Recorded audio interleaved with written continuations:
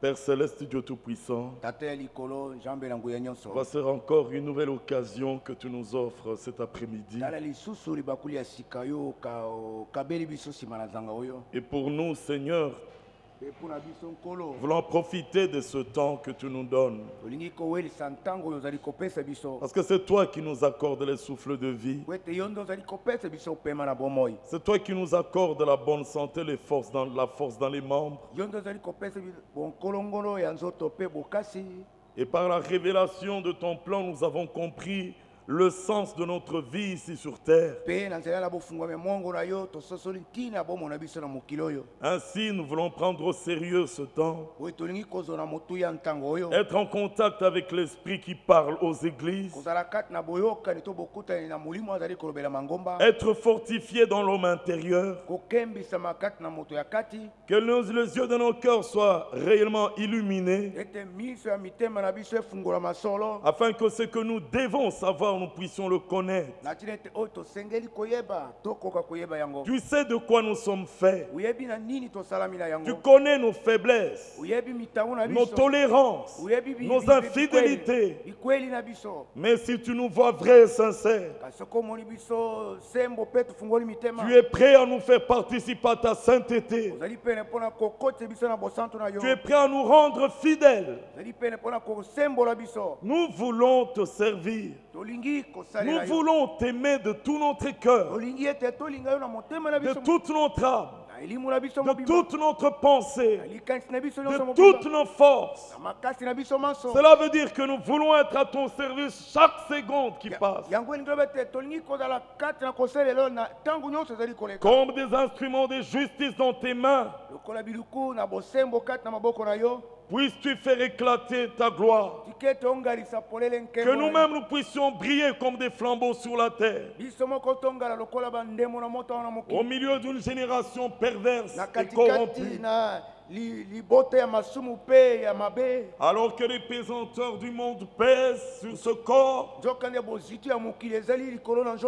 sur ce cœur, Seigneur, ravivifie-nous, rallume la flamme dans notre cœur. Redonne-nous les ailes par le Saint-Esprit. Tout cela, tu le fais par ta parole puissante et efficace. Fais-le encore pour nous cette soir. Te le demandons ainsi. Bénis l'élève que tu utiliseras. Tu vois tous ceux qui sont encore en chemin. Tout ce dont tu es en train de diriger les pas vers ces lieux.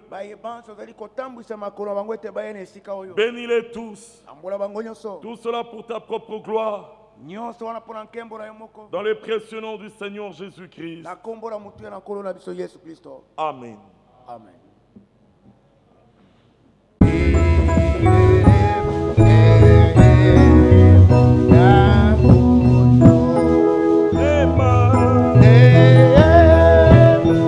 Mettons-nous debout.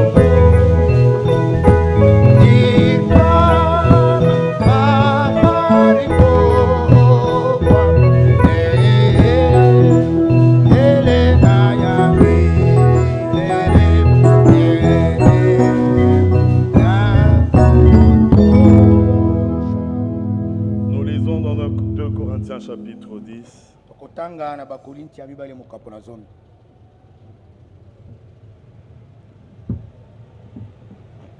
2 Corinthiens chapitre 10,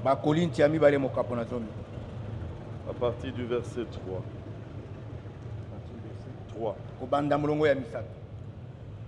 Si nous marchons dans la chair, nous ne combattons pas selon la chair.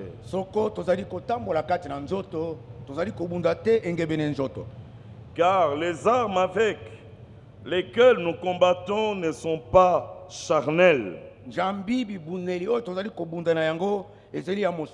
Mais elles sont puissantes par la vertu de Dieu pour renverser des forteresses. Nous renversons les raisonnements et tout auteur qui s'élève contre la connaissance de Dieu.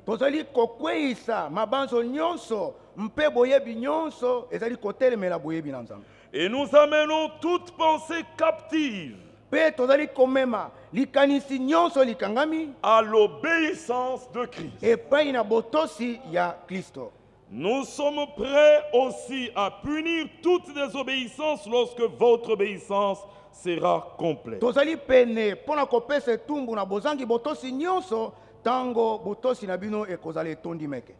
Amen. Amen. Que le Seigneur nous amène à ce point de l'obéissance totale, une obéissance complète. Et nous sommes de ceux qui devons être, Hébreu dit, nous qui devions être des hommes faits. Nous en avons encore besoin qu'on revienne aux choses élémentaires. Avec toutes les grâces que le Seigneur nous a faites ici, pouvons dire comme Paul que vous avez été comblés de toutes les richesses qui concernent la parole et la connaissance. Alors pendant que nous avançons, les armes que nous utilisons sont des armes qui ne sont pas charnelles, mais elles sont puissantes par la vertu de Dieu. Et avec la vérité, nous renversons toute forteresse. Nous renversons tout raisonnement et toute hauteur qui s'élève contre la connaissance de Dieu. Et par la prédication, nous voulons que toute pensée soit ramenée captive à l'obéissance de Christ. Autrefois, nous étions esclaves de l'injustice.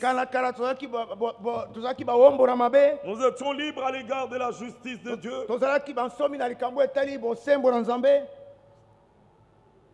Oui, c'est ça, nous étions esclaves de l'iniquité, de l'injustice. Mais maintenant, les choses ont été renversées. Nous sommes maintenant esclaves de la justice de Dieu et libres à l'égard du péché, libres à l'égard de l'iniquité. Et nous voulons marcher pour la vérité. Parce que l'homme nouveau a été créé selon la vérité. Amen. Ainsi, prions chacun individuellement avant que nous puissions écouter la parole de Dieu, qu'il puisse encore nous oindre, que l'onction qui enseigne toutes choses soit avec nous. Prions tous ensemble. Père céleste, Dieu Tout-Puissant, nous venons à toi encore. En ce moment, qui est le moment le plus important, où nos cœurs peuvent être en contact avec ta parole, avec ce que dit l'Esprit, pour que des instructions claires, des instructions précises soient données à l'épouse qui doit prendre la marche correcte, qui doit se séparer de toute incrédulité et prendre une position ferme dans l'obéissance à la vérité. Seigneur, bénis chacun de nous, bénis chaque frère, bénis chaque sœur. Mais l'œuvre que nous attendons de toi est une œuvre intérieure, profondément intérieure, où tu saisis les cœurs, où tu renverses les raisonnements, tu renverses les interprétations. Tout ce qui est faux doit nous quitter, mais que nous soyons rendus captifs à l'obéissance de Christ, selon que tu nous as préparés à cela. Bénis-nous en cela, Seigneur, te le demandons dans le précieux nom du Seigneur Jésus-Christ.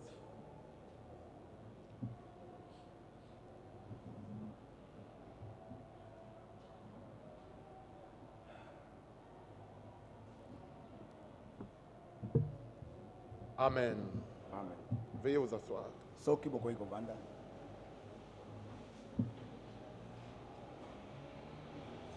Nous vous saluons tous au nom du Seigneur Jésus-Christ. Nous remercions Dieu de nous donner encore cette occasion. Ce sont des instants, les dernières, pour l'épouse de se préparer. Parce que bientôt le Seigneur va achever toutes choses. Que son nom soit béni pour ces paroles que nous avons lues. Les élus savent que ce qui est écrit ici, c'est particulièrement pour eux.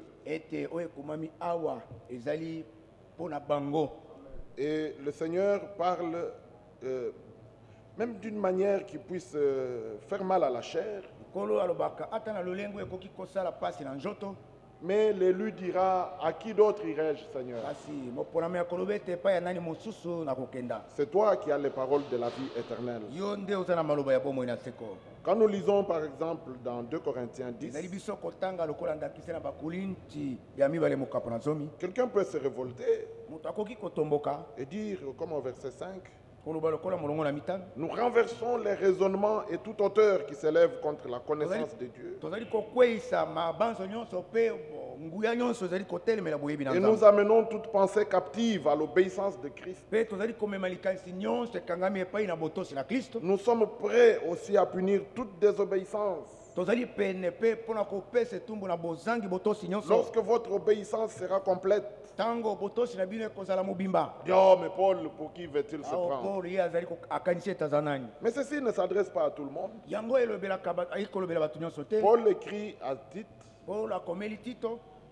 Tite, chapitre 1. Paul, serviteur de Dieu et apôtre de Jésus-Christ, pour la foi des élus de Dieu. Amen. Et la connaissance de la vérité qui est selon la piété. Amen. Ceci est capital. Nous lisons dans Tite toujours, chapitre 2. Parce que nous avons exalté la grâce que Dieu nous a faite. Au verset 11, il est dit, car la grâce de Dieu, source de salut pour tous les hommes, a été manifestée. Elle nous enseigne à renoncer à l'impiété et au convoitisme mondain et à vivre dans le siècle présent selon la sagesse, la justice et la piété. Justice dont nous sommes devenus esclaves,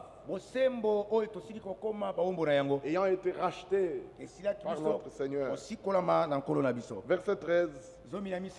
En attendant la bienheureuse espérance, en attendant l'enlèvement, en attendant le retour de Jésus-Christ, en attendant la bienheureuse espérance et la manifestation de la gloire de notre grand Dieu et Sauveur Jésus-Christ.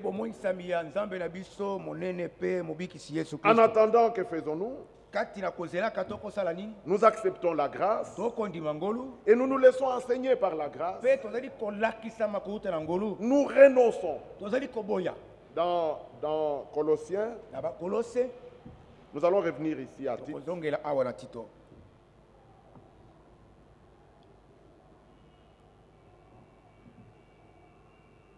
Dans Éphésiens chapitre 4. Éphésiens 4. Il est dit, par exemple, verset 25, c'est pourquoi renoncez au mensonge et que chacun de vous parle selon la vérité à son prochain. Car nous sommes membres les uns des autres. Tout ça sont des instructions précises. Nous disons Amen à chaque ordre, chaque instruction. Parce que les instructions, c'est en même temps des ordres. Bon, ce sont des mots difficiles de Lingala. On dirait que c'est la première fois que j'entends ça, Matomo. C'est-à-dire que le Seigneur nous donne des ordres. Il dit renoncer.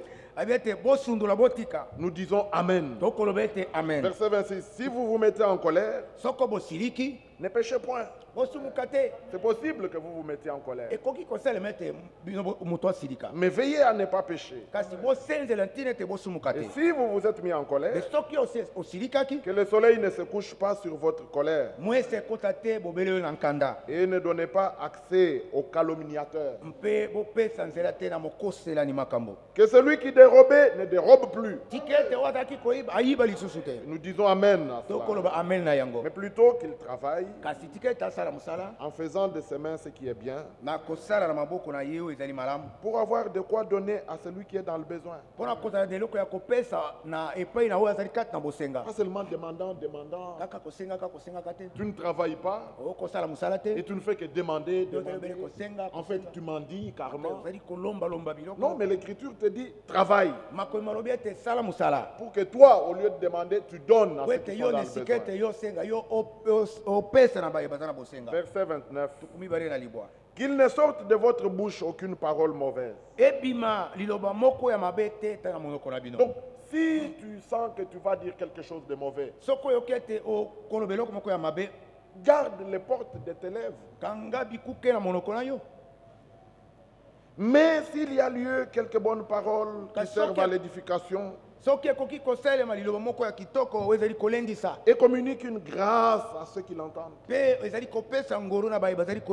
Nous avons reçu grâce, nous devons communiquer grâce. Même si les paroles sont parfois dures, mais la grâce est toujours avec cette parole. Verset 30. N'attristez pas le Saint-Esprit de Dieu, par lequel vous avez été scellés pour le jour de la rédemption. Que toute amertume, toute animosité, toute colère, toute clameur, toute calomnie et toute espèce de méchanceté disparaissent du milieu de vous. Soyez bons les uns envers les autres, compatissants, pardonnant réciproquement, comme Dieu vous a pardonné en Christ. Celui qui a reçu le pardon de Dieu pardonne. Dans Colossiens, Colossiens chapitre 3, nous reviendrons à Tite. Il est dit au verset 5. Ceci s'adresse à ceux-ci. C'est ça, verset 1. Si donc vous êtes ressuscité avec Christ, Amen. Au chapitre 2, verset 20, il est dit, pour ressusciter, il faut d'abord mourir. Si vous êtes mort avec Christ, ce sont là les conditions. Chapitre 3, verset 1. Si donc vous êtes ressuscité avec Christ, parce qu'il faut que la semence qui est tombée en terre meure. Et nous qui avons reçu la semence, la parole de la promesse, le germe étant Christ, le crucifié et le ressuscité, nous mourrons avec cette semence. Nous mourrons à nous-mêmes. Nous nous identifions à la crucification de Christ. En fait, ce message, c'est un message d'identification. Nous voulons marcher tout le chemin avec le Seigneur. Et ce chemin commence à Golgotha. Et l'Écriture dit, si donc vous êtes ressuscité avec Christ, cherchez les choses d'en haut, où Christ est assis à la droite de Dieu. Ceci s'adresse à nous, qui disons avec Paul, Galates 2:20, j'ai été crucifié avec Christ. Ce n'est plus moi qui vis, c'est Christ qui vit en moi. Mais il y a un temps où on est bébé. Et on doit grandir. Et parce qu'il y a des responsabilités qui vous attendent. L'héritier peut être bébé. Mais il ne peut pas jouir pleinement de son héritage étant bébé. Alors l'écriture dit croissez dans la grâce. Toujours la grâce. Source du salut. Nous parlons, communiquant la grâce. Et nous grandissant, croissant dans la grâce et dans la connaissance du Fils de Dieu. Et ainsi nous recherchons les choses d'en haut. Et la Bible dit au verset 2, attachez-vous. Nous ne les cherchons pas seulement. Attachez-vous aux choses d'en haut et non à celles qui sont sur la terre. Nous disons gloire soit rendue à notre Dieu parce que lui nous a rendus capables de ça. Nos ambitions ont changé. Il y a une autre semence en nous. L'exemple d'une femme enceinte a été plusieurs fois donné. Une semence qui influence tout son comportement. Ses désirs changent, ses goûts changent. Et ici, il s'agit de la semence de la parole. Frère, c'est vrai. Nous n'aimons plus le monde.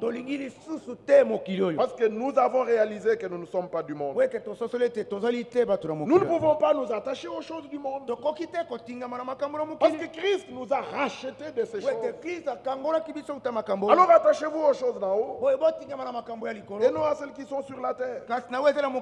En fait, il s'agit de la volonté de Dieu, pas de notre volonté ou la volonté du monde. Il est dit dans 1 Jean au chapitre 2 verset 15, n'aimez point le monde ni les choses qui sont dans le monde. Paul dit au Galates chapitre 6, loin de moi la pensée de me glorifier d'autres choses, si ce n'est de la croix du Seigneur Jésus-Christ, par qui le monde a été crucifié pour moi. Et moi crucifié pour le monde. Amen. Amen. Alors n'aimez point le monde. C'est pas compliqué pour nous. Ni les choses qui sont dans le monde. Parce que si quelqu'un aime le monde, c'est clair. L'amour du Père n'est point en lui. Nous sommes ici, nous soumettons au Saint-Esprit. Lequel Saint-Esprit place devant chacun de nous le miroir de la parole. Afin que ce soir encore, nous puissions voir où nous en sommes, nous, avec sa parole. Parce que ce n'est plus le temps de dire message. J'ai la vraie parole. Mais il faut que le Seigneur reçoive ce qui lui revient de plein droit. Dans ta vie, dans ma vie. Celui qui aime le monde, l'amour du Père n'est point en lui. Car tout ce qui est dans le monde, la convoitise de la chair, la convoitise des yeux et l'orgueil de la vie, c'est ça dans quoi nous vivions, ne vient point du Père, mais du monde. Mais regardez comment Dieu veut réveiller notre attention. Le monde passe et sa convoitise aussi, mais celui qui fait la volonté de Dieu demeure éternellement. Faites donc mourir ce qui est dans vos membres. Nous revenons dans Colossiens. Nous revenons dans Colossiens. Parce qu'il est dit au verset 2, attachez-vous aux choses d'en haut et non à celles qui sont dans le monde, sur la terre. Pourquoi? Car vous êtes morts. Pouvez-vous dire Amen à cela? Ce que Dieu dit que je suis, c'est ce que j'accepte. Et dans Romains chapitre 6, il dit, regardez-vous comme morts. C'est Dieu qui a raison. Moi je dis Amen. Je dis Seigneur, fais-moi grâce. Rends cela réalité à moi. Car vous êtes morts et votre vie est cachée avec Christ. Alors, verset 4. Quand Christ, votre vie, paraîtra, alors vous paraîtrez aussi avec lui dans la gloire. Laissez le monde paraître, éclater. Nous, on ne fait même pas cas de nous. Nous sommes regardés comme les rebuts de cette société. Nous n'avons aucune valeur aux yeux des hommes. Mais je vous dis, nous sommes des perles devant Dieu. Des perles de grand prix. Vous voulez la preuve de cela? Parce que nous sommes tellement d'un grand prix. Il ne nous a pas rachetés par l'or ou l'argent. Il dit, je vais donner ma vie. Alléluia. Amen. Verset 5. Alors, vous qui êtes morts, faites donc mourir. Ceux qui ne sont pas morts ne feront jamais mourir. De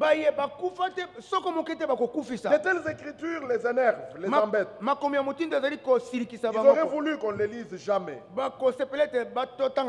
Mais l'élu dira, l'homme ne vit pas de pain seulement, mais de toute parole qui sort de la bouche de Dieu. Alors nous croyons toute la parole. Même si c'est dur, je dirais, Seigneur, à qui d'autre irais-je? Il dit, faites donc mourir ceux qui dans vos membres la débauche, l'impureté, les passions, les mauvais désirs et la cupidité, qui est une idolâtrie. C'est à cause de ces choses que la colère de Dieu vient sur les fils de la rébellion. C'est ainsi que vous marchiez autrefois, lorsque vous viviez dans ces péchés. Frère, il y a une autre foi dans ta vie. Ou bien dire, il y a eu un autre fois. Mais alors, il faut qu'il y ait un aujourd'hui. Et maintenant. Alléluia. C'est ainsi que vous marchiez autrefois, lorsque vous viviez dans ces péchés. Mais maintenant, renoncez à toutes ces choses. À la colère, à l'animosité, à la méchanceté, à la calomnie, aux paroles équivoques. C'est ça qui pourrait sortir de votre bouche. Ne mentez pas les uns aux autres, vous étant dépouillés du vieil homme. Ne peut se dépouiller du vieil homme que celui qui est engendré à la nouvelle vie. Celui qui est devenu nouveau en Christ. Comme nous le lisons dans Ephésiens chapitre 4, verset 20. Mais vous, ce n'est pas ainsi que vous avez appris Christ. Si du moins vous l'avez entendu. Ephésiens 4. Verset 21. Et si conformément à la vérité qui est en Jésus, c'est en lui que vous avez été instruits à vous dépouiller par rapport à votre vie passée. Frère, nous n'avons pas à entretenir notre vieille vie. Coureur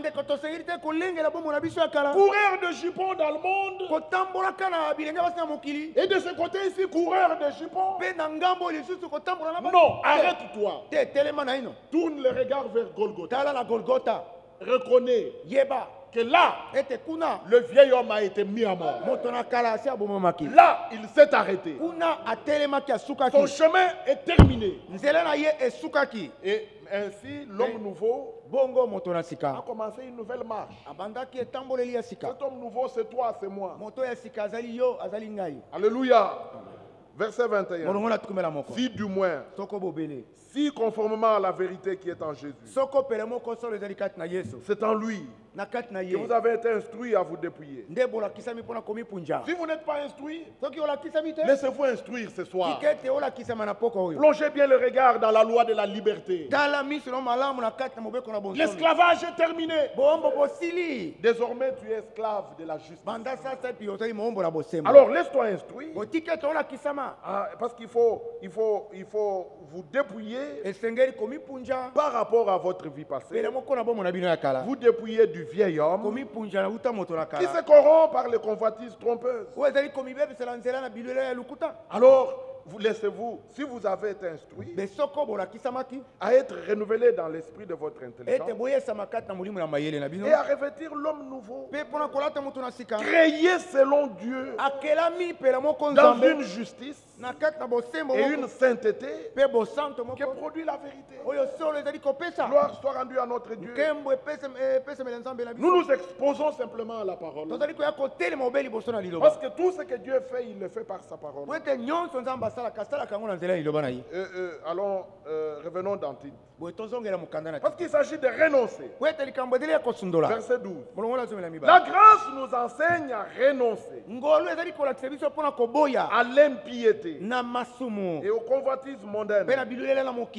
Elle nous enseigne, elle nous discipline, elle nous instruit à vivre dans le siècle présent selon la sagesse, la justice et la piété, dans l'attente où nous sommes de la bienheureuse espérance et la manifestation de la gloire de notre grand Dieu et Sauveur Jésus-Christ. Frères, nous disons, ceci ne s'adresse qu'aux élus. Notre foi est très haute. Regardez comment Jude en parle. Jude, au verset, Jude, verset 20. Pour vous, bien-aimés, vous édifiant vous-même sur votre très sainte et haute foi, et priant par le Saint-Esprit. Donc c'est une nécessité pour chaque frère, chaque sœur, d'expérimenter cette habitation intérieure. Que le Saint-Esprit fasse de vous son habitation. Parce qu'en Christ, dans l'église, tout c'est par le Saint-Esprit. Et la Bible dit dans Éphésiens, n'attristez pas le Saint-Esprit de Dieu. Ne pas attrister le Saint-Esprit que celui en qui le Saint-Esprit habite. Mais le Saint-Esprit habite pourquoi là? Il est dit dans Éphésiens chapitre 1, verset 13. En lui vous aussi, après avoir entendu la parole de la vérité, l'évangile de votre salut, en lui vous avez cru et vous avez été scellés du Saint-Esprit qui avait été promis, lequel est un gage de notre héritage pour la rédemption de ceux que Dieu s'est acquis pour célébrer sa gloire. Alléluia. Amen. Dieu nous a acquis pour célébrer sa gloire. Nous devons servir à sa gloire. Nous sommes ces adorateurs qu'il recherchait. Ceux qui l'adorent en esprit et en vérité. Veux-tu que le Saint-Esprit vienne en toi? Que ton cœur s'ouvre à la parole. Jésus a dit à certains dans Jean 8, pourquoi ma parole ne pénètre tel point en vous? C'était des pharisiens. Mais nous ne sommes pas comme eux. Parce que nous sommes la sémence royale de la foi d'Abraham. C'était par rapport à Abraham. Et Jésus leur a dit ça. Nous n'avons jamais été esclaves. Nous avons pour père Abraham. Et Jésus leur dit, mais si Abraham était votre père, vous feriez les œuvres qu'Abraham a fait. Ainsi, bien-aimés frères, le Saint-Esprit et nous lie à Christ. Et si nous prions, c'est par le Saint-Esprit. Ceux qui prêchent, c'est par le Saint-Esprit envoyé du ciel. Ainsi, notre foi, qui est très haute et très sainte, elle est différente de celle que les pentecôtistes, les charismatiques et les dénominationnels c'est d'avoir. En dehors de la promesse, il n'y a pas possibilité qu'on ait la foi.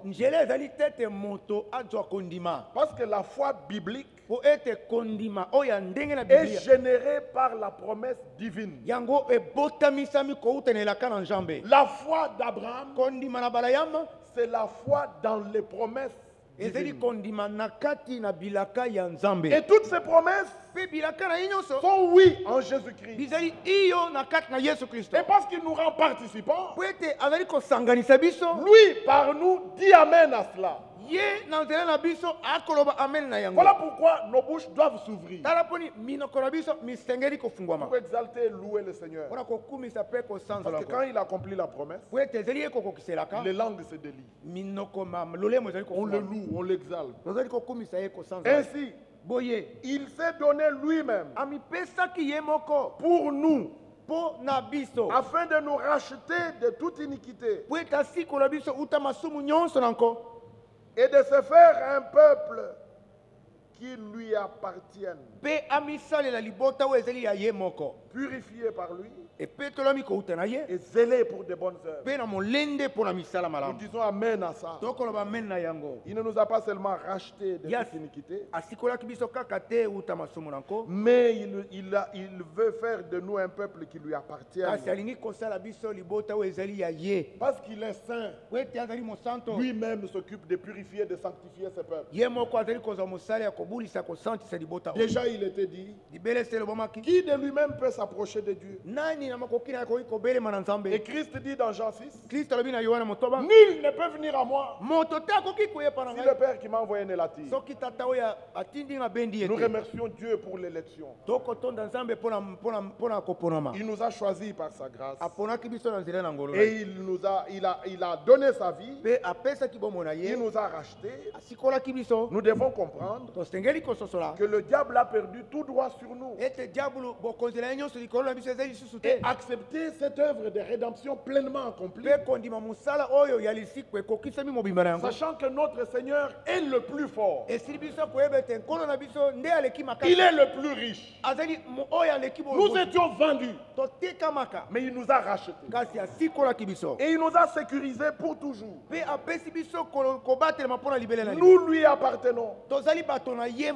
Ainsi, mon frère, ma soeur, si tu ne peux pas comprendre ça, tu auras de sérieux problèmes. Tu continueras à penser que tu t'appartiens à toi-même. Tu peux disposer de toi-même. Tu peux disposer de ton temps, de tes biens, comme tu veux. Mais le Seigneur te veut tout entier. Vous savez, c'est écrit. Quand Dieu a choisi Israël, on peut le lire. Il nous a rachetés pour que nous lui appartenions. Excusez-moi parce que je pense à ces merveilleux psaumes qui revient toujours. Psaume 33. En rapport avec il dit et la chose arrive. Verset 12. Heureuse la nation dont l'Éternel est le Dieu. C'est pas fini. Heureux le peuple qu'il choisit pour son héritage, qui lui appartient. Oh, gloire soit rendue à Dieu de me savoir appartenance de Dieu. Le sais-tu, mon frère, ma soeur, pourquoi Pourquoi ton amen ne sort pas? Il faut que ta bouche s'ouvre. Parce que nous croyons du cœur et nous confessons de la bouche. Dans Deutéronome chapitre 7, ces versets qui nous sont familiers, mais nous ne nous habituons pas avec la parole. Verset 6. Car tu es un peuple saint pour l'Éternel, ton Dieu. Il est devenu ton Dieu, mon Dieu, par Jésus-Christ. Et il s'est attaché à Israël, conformément à la promesse qu'il avait faite à Abraham. Il lui dit, je traite avec toi cette alliance, en vertu de laquelle je serai ton Dieu et le Dieu de ta postérité. Et il dit, l'Éternel, ton Dieu, t'a choisi pour que tu sois un peuple qui lui appartienne entre tous les peuples qui sont sur la face de la terre. Heureux le peuple qu'il choisit. Heureux le peuple qui lui appartient. Regardez, car tu es un peuple saint. L'idée, le mot saint, exprime la pensée profonde de consacré, mis à part. Un peuple mis à part. Réservé pour Dieu. Mais toutes ces écritures que nous lisons. Revenons un peu dans Jude. Il est dit au verset 1.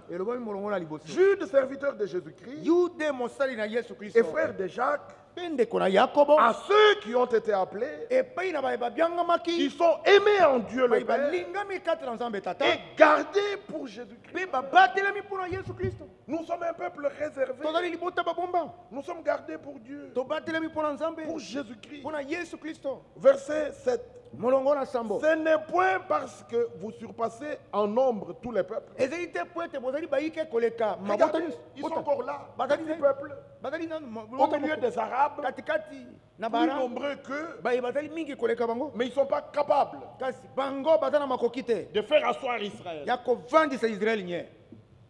Son Dieu est avec lui. Il dit, ce n'est point à cause de cela que l'Éternel s'est attaché. Bien-aimés, croyons-le. Non, ce n'était pas à cause de tout cela. Verset 8.